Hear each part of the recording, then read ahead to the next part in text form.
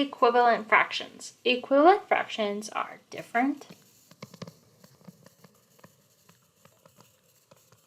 fractions with or that have the same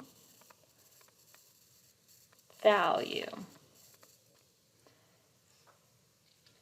So let's look at it. The first example. So we're going to identify an equivalent fraction to 1/3. So let's just go ahead and we're going to fill in 1/3. So that means on the top, kind of like the top boxes right here, we see that this is broken out into 1, 2, 3 boxes, right? So we highlighted the first box to show 1/3.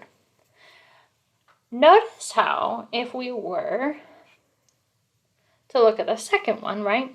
How many boxes are there? So we have 1, 2, 3, 4, 5, 6, 7, 8, 9.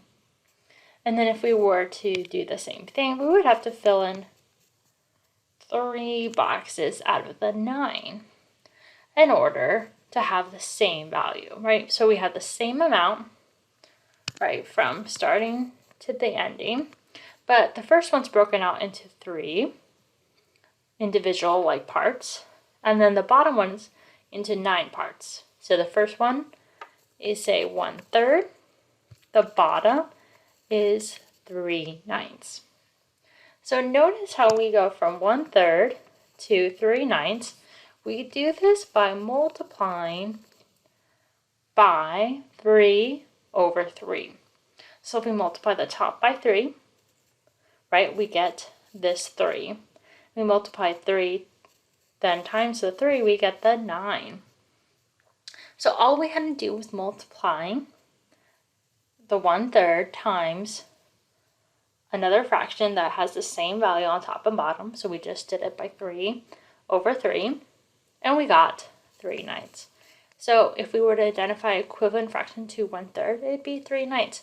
And we can see how this shows us to be the same, right? So we have 1/3 or we have 3/9, and it shows to be hold the same value. So let's look at another example. Example 2. So we're going to identify equivalent fraction to 2/5. So we have 2/5. So what we can do is go ahead and just multiply it by any number, and we just have to make sure we do it on the same on the top and the bottom. So we could go 2/2. So 2 times 2 for the top would then be 4. 5 times 2 is equal to 10. So we would say this is an equivalent fraction. But notice how we could have chosen any number. We could have done it by 3/3.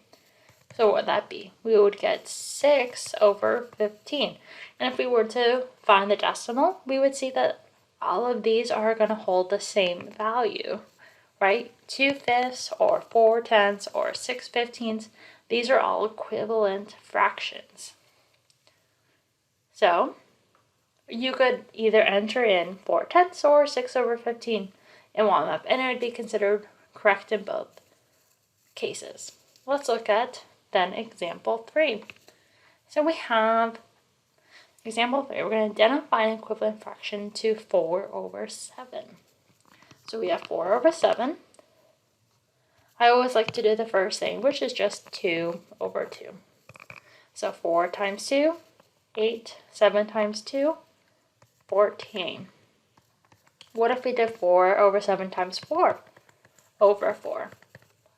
4 times 4 is 16. 7 times 4 is 28. So either of these are equivalent fractions.